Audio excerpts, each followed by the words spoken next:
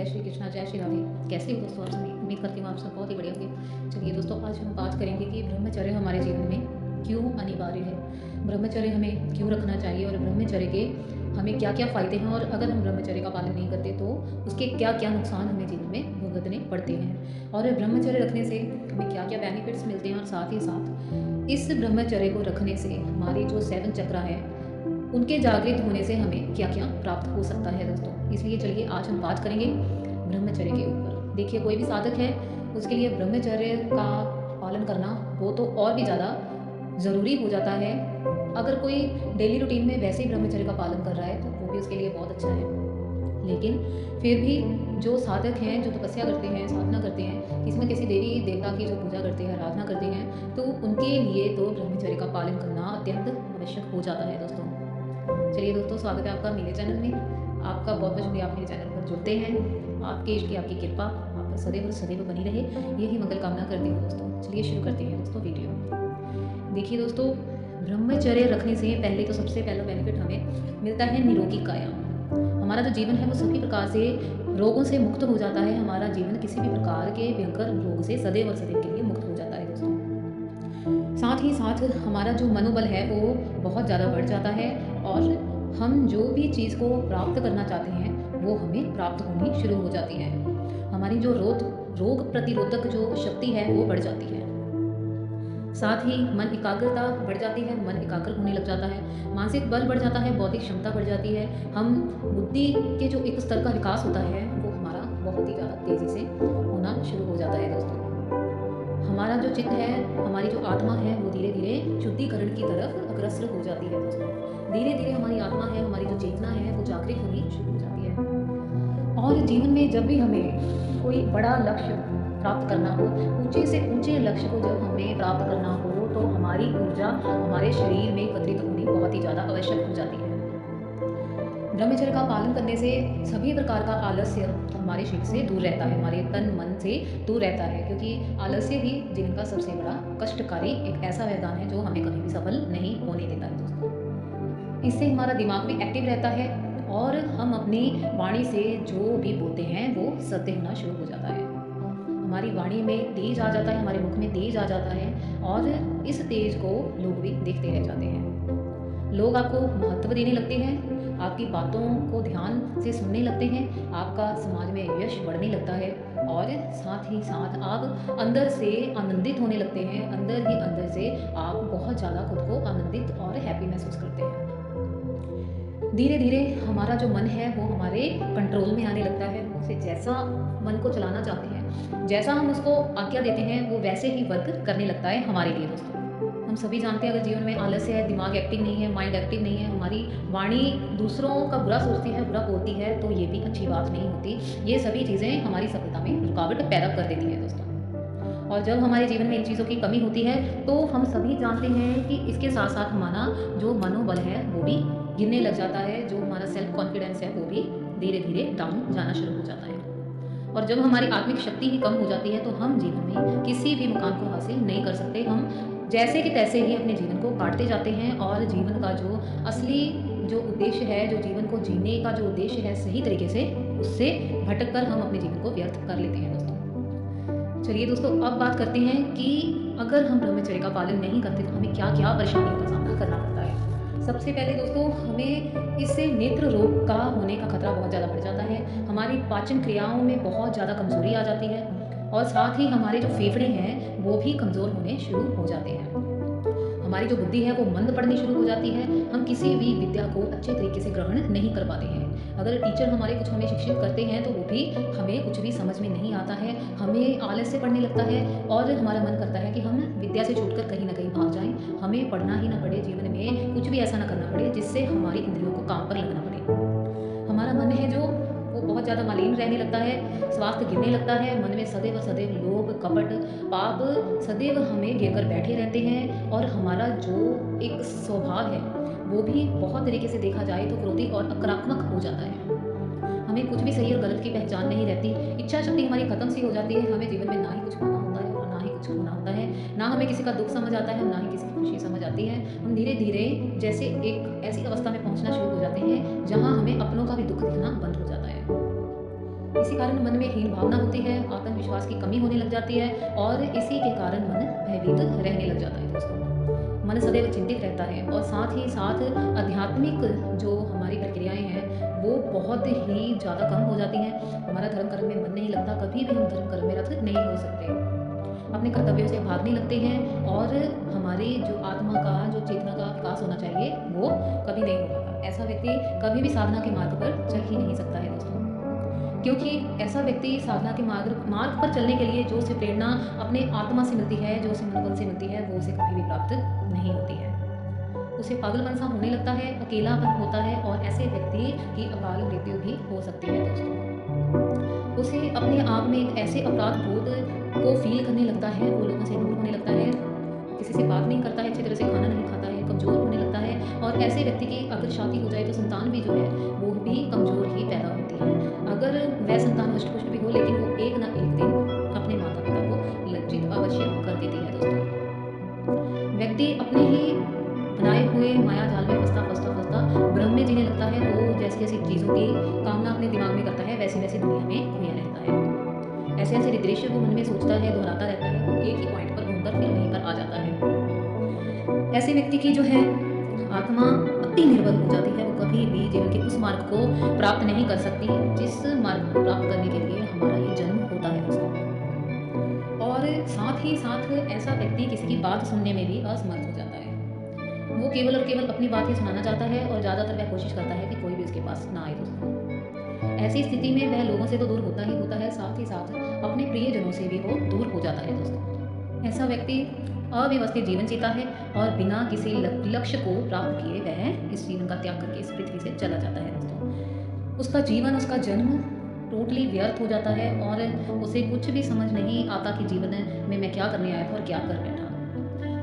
इसलिए ब्रह्मचर्य का पालन करना, ध्यान साधना करना मनुष्य के लिए बहुत ही ज़्यादा ज़रूरी है और साथ ही साथ जीवन के और भी छोटे मोटे लक्ष्यों को प्राप्त करने के लिए ब्रह्मचर्य का पालन करना अत्यंत आवश्यक है दोस्तों।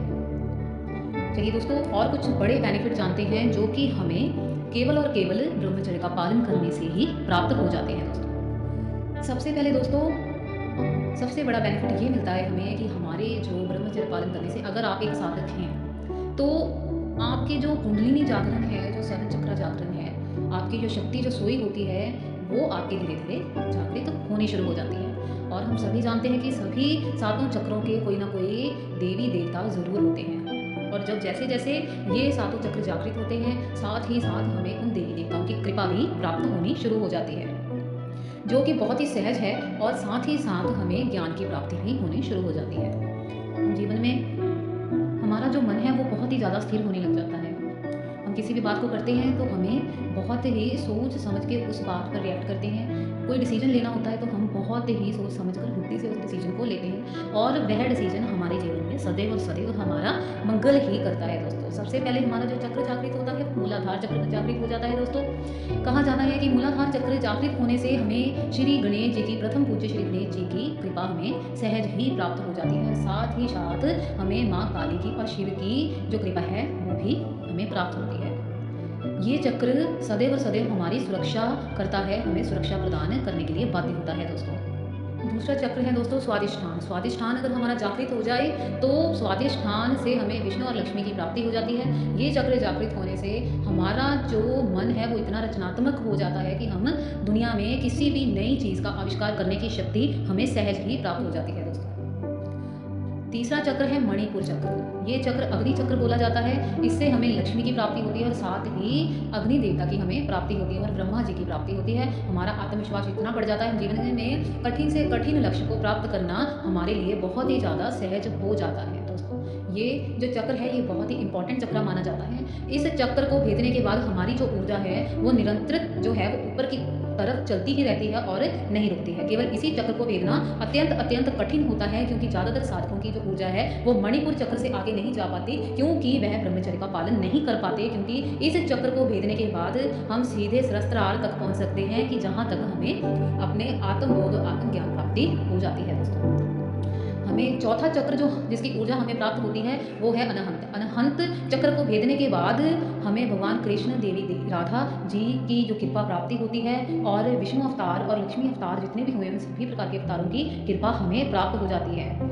इससे हम लोगों को प्रेम करते हैं, प्रेम करना सीखते हैं और प्रेम का असली मीनिंग हम समझते हैं कि जीवन में प्रेम क्या चीज़ है। ये चक्र हनुमान जी को भी रिप्रेजेंट करता है और साथ ही साथ हमें हनुमान जी की भी जो कृपा प्राप्त हो जाती है। दोस्तों, ये चक्र भेदने के बाद हमें आत्मज्ञान की प्राप्ति होना बहुत ही ज़्यादा निश्चित हो जाता है। इसलिए ये चक्र भी एक्टिवेट होना हमारे लिए बहुत ज़रूरी है, जो कि ब्रह्मचर्य से ही संभव हो सकता है। अगले चक्र की बात करते हैं जिसको हम विशुद्धि चक्र बोलते हैं। इस विशुद्धि चक्र पर शिव जी और माँ सरस्वती का वास होता है।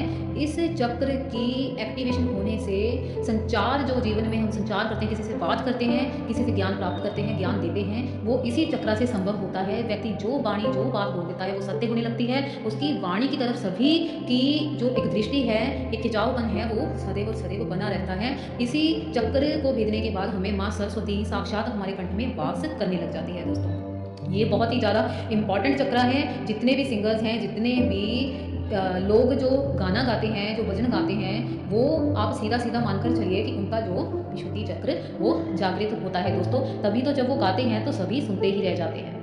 ये माँ सरस्वती की एक्टिवेशन होने के कारण ही संभव हो जा सकता है। दोस्तों, व्यक्ति का ज्ञान इतना बढ़ जाता है कि उसे जीवन में कोई भी हरा नहीं सकता। उसके ज्ञान के आगे सभी प्रकार के लोग जो है वो नतमस्तक हो जाते हैं। दोस्तों, वो उस ज्ञान के आगे झुकने के लिए विवश हो जाते हैं। उनको सामने वाले की बात माननी ही पड़ती है। दोस्तों, अगले चक्र की बात करते हैं दोस्तों कि अगर हम आज्ञा चक्र को भेद देते हैं, आज्ञा चक्र जो कि हमारी थर्ड आई के बीच स्थित होता है, और आज्ञा चक्र जिस दिन आपका एक्टिवेट हो जाता है, आपको भविष्य वर्तमान की सभी प्रकार की जो गतिविधियां हैं वो दिखनी शुरू हो जाती हैं। आप भविष्य भी देख सकते हैं, आप वर्तमान भी देख सकते हैं, और जो बीत गया है वो भी आप देख सकते हैं। इस चक्र पर शिव माँ देवी दुर्गा का आधिपत्य चलता है, और इस चक्र की जागृति से आपका जो आध्यात्मिक ज्ञान है वो पूरी तरह जागृत हो जाता है।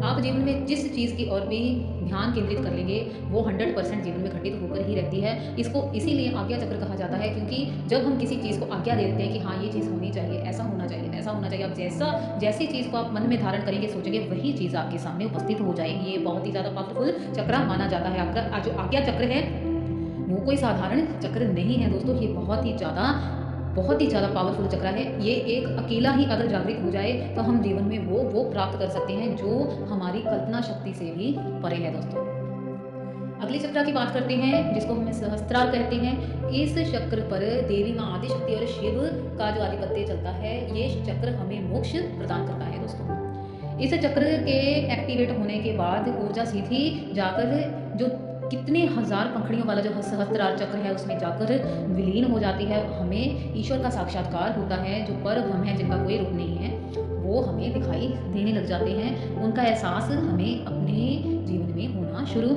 हो जाता है। दोस्तों, ज़्यादातर तो दोस्तों इस चक्र को भेदने तक कोई जल्दी पहुंच नहीं सकता है। बहुत ही बड़ा साधक सहस्त्रार तक अपनी ऊर्जा को पहुंचा सकता है, लेकिन ये बहुत ही कम है। दोस्तों, इस चक्र तक पहुंचने के बाद व्यक्ति का मोक्ष तय हो जाता है। उसके जीवन में किसी प्रकार की कोई भी कामना अधूरी नहीं रहती। वो जब अपने पर ब्रह्म से उसकी जो ज्योति है, उसका जो मन है वो लीन हो जाता है, तो उसे किसी प्रकार की कोई भी इच्छा कभी सता ही नहीं सकती है। दोस्तों, इससे हमारी समाधि लग जाती है, और समाधि के बाद हम अपने परमात्मा में ही लीन हो जाते हैं।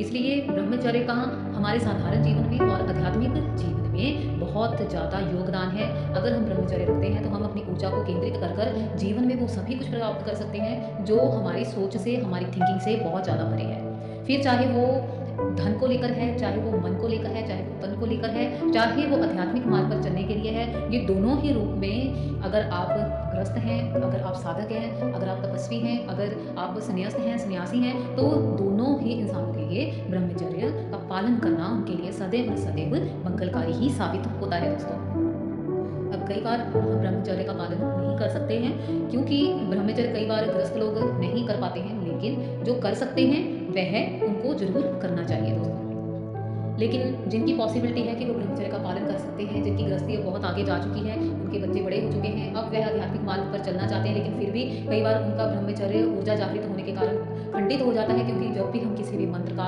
अनुष्ठान करते हैं, जाप करते हैं, हमारी ऊर्जा निश्चित रूप से ऊपर उठनी शुरू होती है। तो हमारी जो मूलाधार चक्र के जागृत होने के कारण हमारी जो शक्ति ऊर्जा है वो जागृत होती है। इसी के कारण हमारा ब्रह्मचर्य जो है वो टूटता ही टूटता है। इस चक्र को आगे भेद कर जाना अत्यंत कठिन होता है दोस्तों। ये बहुत ही कठिन परीक्षा होती है, जिसको पार करना किसी भी व्यक्ति के लिए अत्यंत कठिन होता है। इसी कठिन मार्ग को जो थोड़ा सा हम जिसको बोल सकते हैं कि हम उसको थोड़ा कम कर सकते हैं, उस कष्ट को कम कर सकते हैं, तो आज मैं आपको एक मंत्र बताने जा रही हूँ। इस मंत्र का अगर आप 108 बार जीवन में जाप करते हैं, ठीक है, तो आपको ब्रह्मचर्य का जो पालन करने में किसी भी प्रकार की कठिनाई नहीं आएगी दोस्तों। अगर आप डेली इसका जाप करते हैं, सुबह मॉर्निंग में और रात को सोते वक्त अगर आप करते हो, तो आपको ये जो बेनिफिट्स हैं वो 4-5 दिन में ही दिखने शुरू हो जाएंगे दोस्तों। पहला जो मंत्र है वो आप सुन लीजिए। ओम नमो भगवते महाबलाय पराक्रमाय मनोविलासितम मनः स्तंभ करु करु स्वाहा। दूसरा मंत्र है जो बहुत ही छोटा है लेकिन काम ये बहुत ही बड़ा करता है, और इस मंत्र को आप ऐसे रिपीट करोगे। ओम आर्यमाय नमः, ओम आर्यमाय नमः। इन दोनों मंत्रों को दोस्तों आपने 108 बार जाप करना है, और रात को सोते वक्त आपने इसका 21 बार जाप करना है। आप देखोगे जो चीज़ किसी भी चीज़ से संभव नहीं हो सकती, वो सच में मंत्र शक्ति से वो निश्चित रूप से ही संभव हो जाती है दोस्तों। आप बिलीव नहीं करोगे, आप जब इन दोनों मंत्रों में से एक मंत्र का जाप करोगे, आप आश्चर्यजनक आपको बेनिफिट्स दिखेंगे। आप जो कितनी देर से नहीं कर पा रहे थे, वो इन मंत्रों से संभव हो जाएगा दोस्तों। मैं ये मंत्र डिस्क्रिप्शन में भी दे दूँगी, आप वहाँ से चेक कर सकते हैं दोस्तों। चलिए, जीवन का एक ही उद्देश्य है, अपने ईश्वर अपने प्रभु की प्राप्ति करना, उनके करीब जा सकना और अपने जीवन को सफल बनाना दोस्तों। कार्य तो जीवन में चलते ही रहेंगे और ये कभी नहीं रुकते हैं, ये तो जीवन में पर्यंत चलते ही रहते हैं, लेकिन जीवन का जो असली मार्ग, जो असली उद्देश्य है, वो हमें कभी नहीं भूलना चाहिए, और वो केवल एक ही है, लगातार सफलता प्राप्त करना, ईश्वर के साथ चलना, उनको साथ लेकर चलना और उनको ना भूलना, और निरंतर उनको याद करते रहना, उनका जाप करते रहना, और जीवन को उनके चरणों में समर्पित करना दोस्तों। चलिए दोस्तों, मिलेंगे तब नेक्स्ट वीडियो में कोई और अच्छा सा टॉपिक लेकर आऊँगी आपके लिए। तब तक के लिए जय श्री कृष्णा, जय जय श्री राधे।